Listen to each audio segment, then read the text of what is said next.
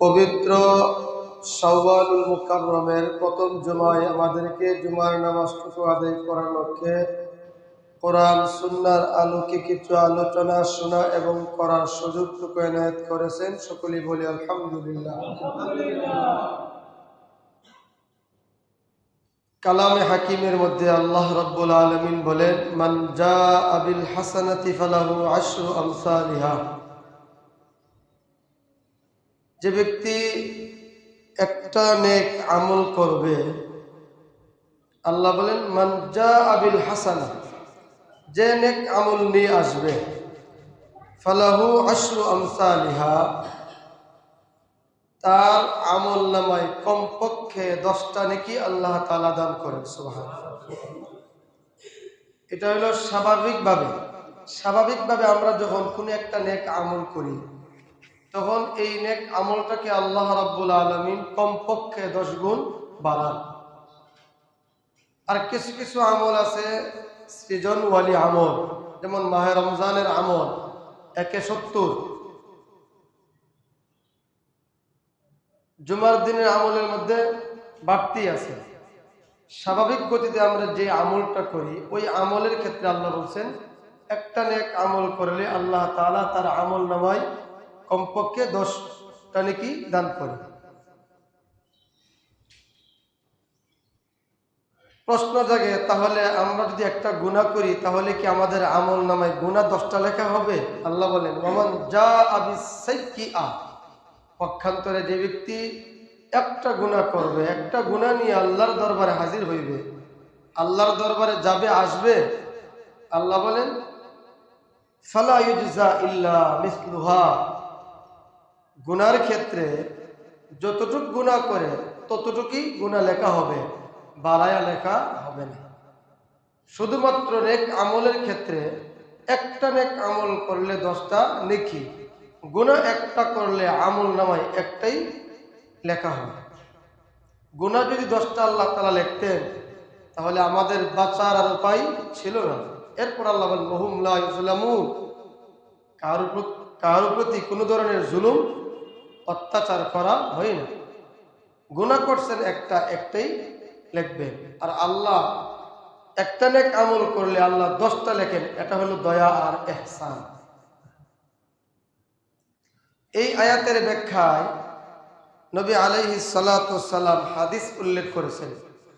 মুসলিম শরীফের 2648 নম্বর হাদিস, মোবাইলের অ্যাপস অনুযায়ী আর আমাদের মাদ্রাসার পাঠ্যসূচি অনুযায়ী হাদিস নাম্বার হলো 1164।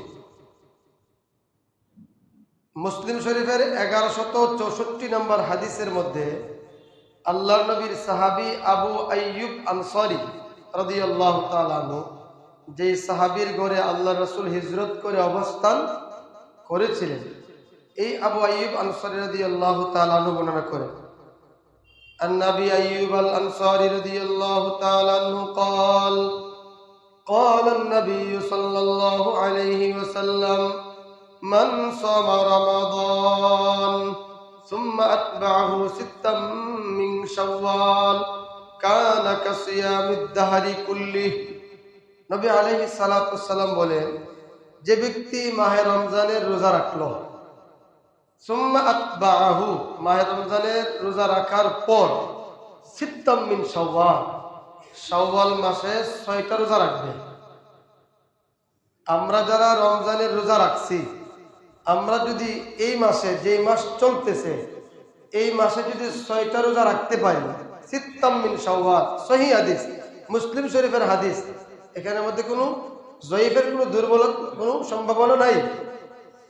আল্লাহ রাসূল বলেন, রমজানের রোজা রাখার পরে যদি শাওয়াল মাসে 6টা রোজা রাখে, 6 মিন শাওয়াল, শাওয়াল মাসে 6টা রোজা রাখে, তাহলে কানা কাসিয়ামিদ দাহরি কুল্লি, কেমন যেন সে পুরা বৎসর রোজা রাখলো। সুবহানাল্লাহ। অঙ্কটা আমরা মিলাই, রমজানে রাখলাম 30 রোজা, শাওয়ালে রাখবো 6 রোজা, তাহলে আমাদের দৃষ্টিতে 36টা রোজা হয়। আর আমরা জানি 12 মাসে 1 বৎসর, 360 দিন অথবা 65 দিন, আরবি তারিখ গণনা করলে 354, 58, 59 এমন হয়। আর ইংরেজি দিন গণলে 365 দিন। আরবিতে 29 মাস যায়, খুব কম মাস 30 যায়, এই জন্য 354, 358 এর ভিতরে থাকে। তাহলে আমরা দেখি মাত্র 36টা রোজা, এখানে পূর্ণ বৎসর রোজার অঙ্ক কিভাবে করলেন আল্লাহ রাসূল। এজন্য হাদিসের ব্যাখ্যায় মুহাদ্দিসিনে কেরামগণ উল্লেখ করেন আল্লাহ তাআলার আদত হইল একটা আমল করলে 10টা নেকি। তাহলে এক রোজাই 10 রোজার সওয়াব। রমজানে আমরা রাখলাম 30 রোজা, 30-এ 10 দিয়ে গুণ দিলে গুণফল বাইর হয় 300।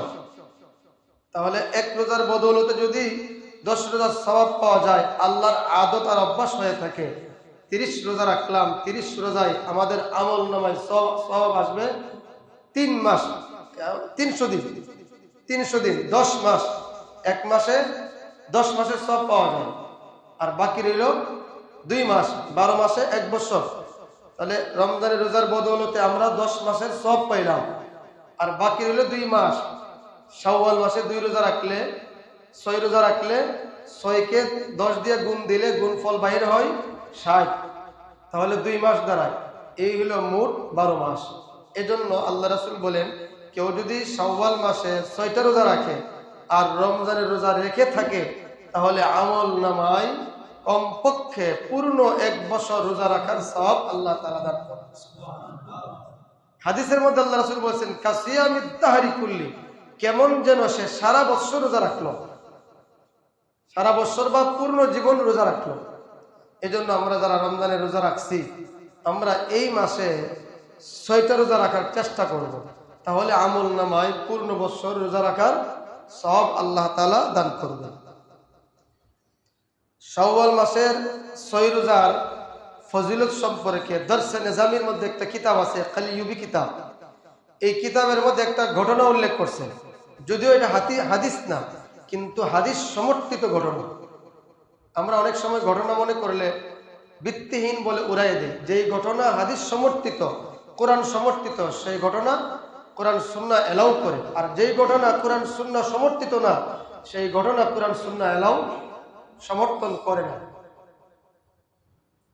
কোরআন সুন্নাহ সমর্থিত একটা ঘটনা দরসে নিজামির কিতাবের মধ্যে উল্লেখ করেছেন। একজন বুজুর্গ ছিলেন, আল্লাহওয়ালা ছিলেন, যিনি হাতিমে কাবা, মাতাফে কাবা, কাবার চত্বরে যিনি বসবাস করতেন, অবস্থান করতেন। তিনি বলেন আকামতু সালাসা সিনিন, ওফি রিওয়ায়াতিন উখরা আকামতু 10 সিনিন।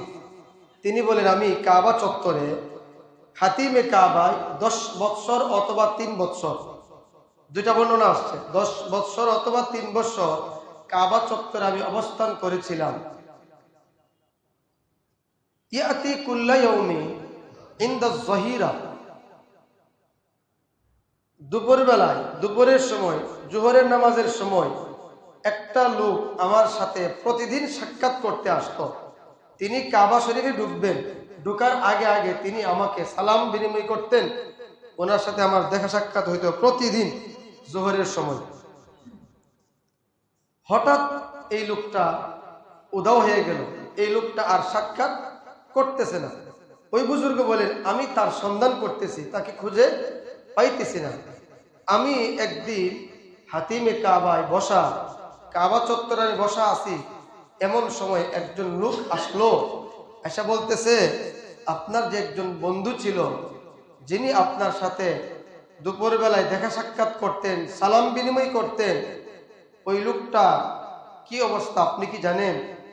তখন এই বুজুর্গ ব্যক্তিরা বললেন আমি তো ওনার সন্ধানে আছি, আমি ওনাকে খুঁজে পাইতেছি না। তখন বললেন আপনার ওই পরম বন্ধু আপনাকে খবর দিছে আপনি ওনার সাথে একটু সাক্ষাৎ করতেন। তখন তিনি বললেন, বুজুর্গ লোকটা বললেন আমি তো ওনার সাক্ষাৎ পাইতেছি না, আমি আপনাকে ওনার দরবারে নিয়ে যাব, ওনার কাছে আমি আপনাকে নিয়ে যাব। যাই হোক, ওনাকে নিয়ে যাওয়া হইল। তখন উনি বললেন আপনার সাথে আমার ঘনিষ্ঠ সম্পর্ক হয়েছিল, দুপুরের বেলায় আমি আপনার সাথে সাক্ষাৎ করতাম, সালাম বিনিময় করতাম। আমি আপনার কাছে কয়েকটা ওসিয়ত করতে চাই, আপনি আমার এই ওসিয়তগুলো পালন করবেন কিনা। তখন বুজুর্গ লোকটা বললেন, অবশ্যই আমি আপনার ওসিয়তগুলো পালন করব, আপনি আমার কাছে বলেন। তখন লোকটা বললেন, ইজা মৃত্যু ফাগাসসিলনি, আমি যদি মারা যাই, আমি যখন মারা যাই, মৃত্যুবরণ করি, তখন ফাগাসসিলনি বিয়াদিকা, আপনার নিজ হাতে আমাকে গোসল করাবেন। যেই বুজুর্গ লোকটার সাথে যে লোকটা প্রতিদিন সাক্ষাৎ করতেন, তিনি বলতেছেন, আমি যদি মারা যাই তাহলে আপনি নিজ হাতে আমাকে গোসল করাবেন। 2 নম্বর, ওয়াকাফিন্নি বিয়াদিকা, আপনি নিজ হাতে আমাকে কাফন পরাইবেন। এই যে নেন আমার কাফনের কাপড়। উনি আগের থেকে কাফনের কাপড় প্রস্তুত করে রাখছেন। যেমন অনেকে হজ করতে গেলে এহরামের কাপড় নিয়ে আসে আর বলে, এটা আমার এহরামের কাপড়, আমাকে এই কাপড় দিয়া কাফন দিবেন। অনেকে অনেক বুজুর্গদের কাপড় ওনারা রাখেন যে আমার ইন্তেকালের পরে আমাকে এই কাপড়টা দিয়া কাফন দিবেন। খাদিজাতুল কুবরা রাদিয়াল্লাহু তাআলা আনহা আল্লাহ রাসূলের কাছে বলছিলেন, ইয়া রাসূলুল্লাহ, আমি মারা গেলে আপনার একটা জামা দিয়ে আমাকে কাফন দিবেন। এর থেকে ওলামায়ে কেরামগণ বলেন, আল্লাহওয়ালা বুজুর্গ মানুষের কাপড় দিয়া কাফন দেওয়া যায়, কোনো অসুবিধা নাই। ওই লোকটা বললেন, ওয়াকাফিন্নি বিয়াদিকা, আপনার নিজ হাতে আমাকে কাফন দিবেন। এই যে কাফনের কাপড় আপনি নেন। 3 নম্বর ওসিয়ত, ওয়াদাফিন্নি বিয়াদিকা, আপনি নিজ হাতে আমাকে কবরে দাফন করবেন। আমাকে আমার লাশটা আপনি নিজ হাতে কবরে শোয়াইবেন। 4 নম্বর ওসিয়ত, ওয়ালা তাতরুকনি ফি তিলকাল লাইলা ওয়াহিদান ফিল মাকবারাহ। 4 নম্বর ওসিয়ত হইল, আপনি আমাকে আমার কবরে একা একা রেখে চলে আসবেন না। এক রাত, যেই রাতে আমি মারা যাব, যেই রাতে আমাকে দাফন করবেন, ওই রাতে আমাকে ফালাইয়া আপনি কবর থেকে আসবেন না। আপনি কবরের পাশে দাঁড়াবেন, দাঁড়ায় আমার জন্য দোয়া করবেন, ওয়ালাক্কিন্নি, এবং আপনি আমাকে তলকিন দিবেন।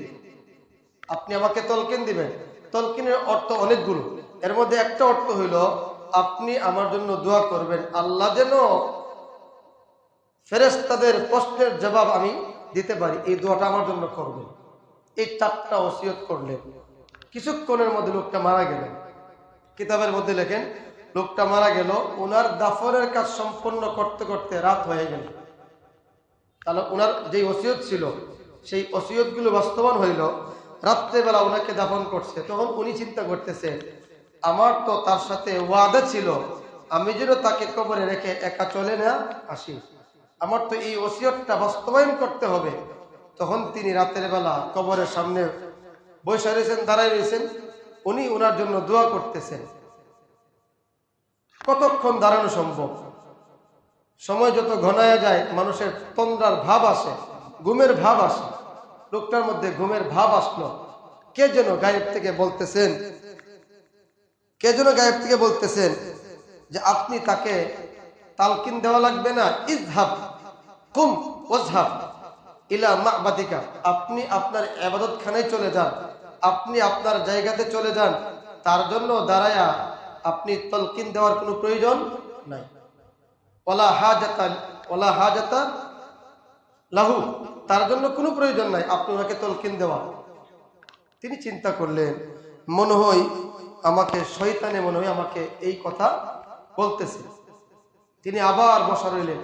কিছুক্ষণ পরে আবার ঘুম আসলো, আবার এইভাবে বলতেছেন, তাকে তলকিন দেওয়ার কোনো প্রয়োজন নাই, লা হাজাতা ইলা তালকিনিকা, আপনার তলকিনের কোনো প্রয়োজন নাই, আপনি আপনার বাড়িতে চলে যান, আপনার ইবাদতখানায় আপনি চলে যান।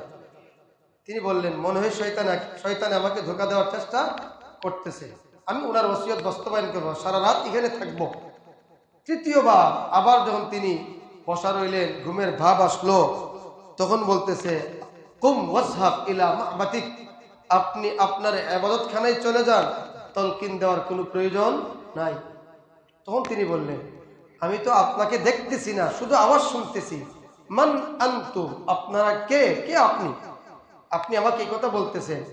তখন ওনারা বললেন, আমরা হইলাম শাওয়াল মাসের 6 রোজা, যেই রোজা জীবদ্দশায় এই লোকটা কোনো সময় ছাড়ে নাই। এই জন্য আল্লাহ তাআলা আমরা 6 রোজাকে আল্লাহ তাআলা এমন একটা গঠন দিয়ে আকৃতি ধারণ কইরা তাকে তলকিন দেওয়ার জন্য, তাকে সহযোগিতা করার জন্য আল্লাহ রাব্বুল আলামিনের পক্ষ থেকে আমাদেরকে প্রেরণ করা হয়েছে। তাহলে বোঝা গেল নেক আমল হাদিসে পাকের মধ্যে আছে। সমর্থন কোরআন সুন্নাহ সমর্থন করে কিভাবে?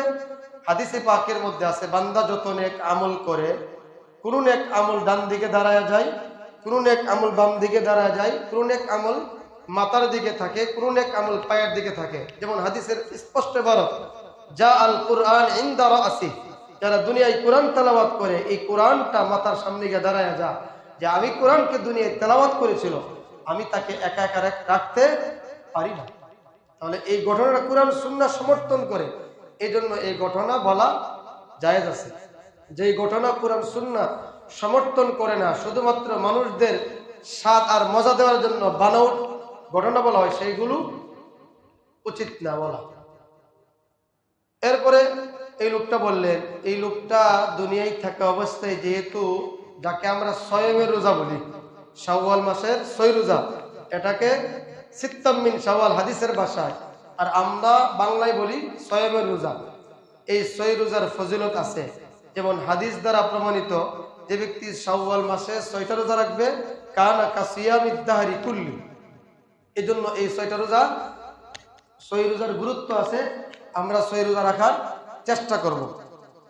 বাকি রইল আমরা এই 6টা রোজা কখন থেকে রাখবো, কিভাবে রাখবো। ঈদুল ফিতরের দিন রোজা রাখা হারাম, এই জন্য শাওয়াল মাসের 1ম তারিখ রোজা রাখা যাবে না। 2য় তারিখ থেকে নিয়ে শাওয়াল মাসের 29 তারিখ পর্যন্ত এর ভেতরে যদি কোনো ব্যক্তি 6টা রোজা রাখে, তাহলে আল্লাহ তাআলা তাকে ওই সওয়াবের অধিকারী বানাবে। তাহলে আমাদের প্রশ্ন ছিল, আমরা এই রোজাগুলো কখন থেকে রাখবো? জবাব পাইলাম, শাওয়াল মাসের 2য় তারিখ থেকে নিয়ে শাওয়াল মাসের 29 তারিখের ভিতরে যদি আমরা এই 6টা রোজা রাখতে পারি, তাহলেই আল্লাহ তাআলা আমাদেরকে এই সওয়াবের অধিকারী বানাবে। 2 নম্বর একটা প্রশ্ন জাগে, এই রোজাগুলি কি একসাথে রাখতে হবে নাকি ভেঙ্গে ভেঙ্গে রাখতে হবে, আলাদা আলাদা করে রাখা যাবে? ফালাকাল খিয়ার, ফতোয়ার কিতাবে লেখা আছে ফালাকাল খিয়ার, আপনার জন্য উন্মুক্ত। ইচ্ছা করলে একসাথেও রাখতে পারেন, ইচ্ছা করলে আজকে একটা রাখলেন, 2 দিন পরে আরেকটা রাখলেন। মোট কথা এই মাসের ভিতরে 6টা রোজা রাখলেই চলবে। 3 নম্বর আরেকটা প্রশ্ন জাগে, মা বোনদের অনেক সময় ভাঙতি রোজা থাকে, তাদের আল্লাহ প্রদত্ত কিছু উজুরের কারণে, যারা বালেগ আপনারা বুঝেন, যাদের বিবাহ শাদী হয়েছে আপনারা জানেন, আল্লাহ প্রদত্ত ওনাদের কিছু কারণ আছে, যেই কারণে ওনারা রোজা রাখতে পারেন না। ওই ভাঙতি রোজাগুলো আগে রাখবে নাকি সওয়ামের রোজা আগে রাখবে, এই একটা প্রশ্ন জাগে। উলামায়ে কেরামগণ সমাধান দিচ্ছেন, যদি আপনার সামর্থ্য কুলায় কাজা রোজাগুলো আগে রাখবেন, যেহেতু হাদিসের মধ্যে বলা হয়েছে মান সামা রমাদান, রমজানের রোজা যারা রাখবে, পূর্ণ মাসের রোজা যারা রাখবে, এরপরে যারা 6টা রোজা রাখবে। এই জন্য উলামায়ে কেরামগণ বলেন আগে কাজা রোজা রাখবে, এরপরে শাওয়ালের রোজা রাখবে। আর কিছু কিছু উলামায়ে কেরামগণ বলেন যেহেতু তার রোজাগুলি কাজা হয়ে গেছে, আগামী রমজানের আগে সে পূর্ণ করলেই চলবে।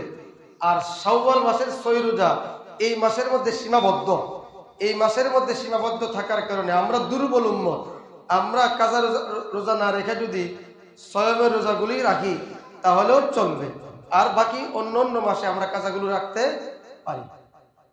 তবে উত্তম হইল কাজা রোজাগুলি আগে রাখা, এরপরে সওয়ামের রোজাগুলি রাখা। আর কোন কোন উলামায়ে কেরামগণ বলছেন, যদিও এই মতের ব্যাপারে ফতোয়া না, কোন কোন উলামায়ে কেরামগণ বলছেন যেহেতু আমরা দুর্বল, আমাদের গঠন দুর্বল, শক্তি কম, এজন্য আমরা যদি কাজা রোজা রাখি আর মনে মনে নিয়ত করি যে আমি সওয়ামের রোজাও রাখলাম, তাহলে আল্লাহ তাআলা কাজা রোজাও আদায় হবে, সওয়ামের রোজার সওয়াবও আল্লাহ তাআলা দান করতে পারেন। এর একটা দৃষ্টান্ত হাদিসের মধ্যে আসছে। আল্লাহ রাসূল বলেন, মান দাখালা ফিল মসজিদ ইদা দাখালা আহাদুকুমুল মসজিদা, ইদা দাখালা আহাদুকুমুল মসজিদা, তোমাদের কেহ যেন মসজিদে প্রবেশ করে, ফালিউসাল্লি রাকাতাইন, সেজন্য 2 রাকাত নামাজ পড়ে। এখন উযু করার পরে 2 রাকাত নামাজ আছে, মসজিদে ঢোকার পরে 2 রাকাত নামাজ আছে। আজকে জুমার দিন আমরা এখানে উযু করলাম, উযু করে মসজিদে ঢুকলাম, এখন আমি কি 2 রাকাত তাহিয়াতুল উযু পড়ব নাকি 2 রাকাত দুখুলুল মসজিদ পড়ব? এজন্য ওলামায়ে কেরামগণ বলেন, আপনি যদি উযু করার পরে মসজিদে ঢোকেন আর 2 রাকাত নামাজ পড়েন, আল্লাহ তাআলা আপনার আমল নামায় যদি 2টা নিয়ত করেন, দুখুলুল মসজিদও পড়লাম, তাহিয়াতুল উযুর নামাজও পড়লাম, 2 নিয়ত করার দ্বারা আল্লাহ তাআলা আমল নামায় 4 রাকাতের সওয়াব দান করবেন। সুবহানাল্লাহ। যেন উম্মতে মুহাম্মাদের বৈশিষ্ট্য। ঠিক তদ্রূপভাবে কেউ যদি কাজা রোজা রাখে আর নিয়ত করে মনে মনে আমি সিয়ামের রোজাও রাখলাম, তাহলে আল্লাহ তাআলা ওই বান্দির আমল নামায় কাজা রোজার সওয়াব দান করবেন, সিয়ামের রোজার সওয়াবও দান করবেন। এটা উলামায়ে কেরামগণ বলেন, একদল উলামায়ে কেরামগণ বলেন। আর উত্তম হইল কাজা রোজা রাখা আগে, এরপরে সিয়ামের রোজা রাখা। তাহলে মোটামুটি আমরা সিয়ামের রোজাগুলো রাখার চেষ্টা করব।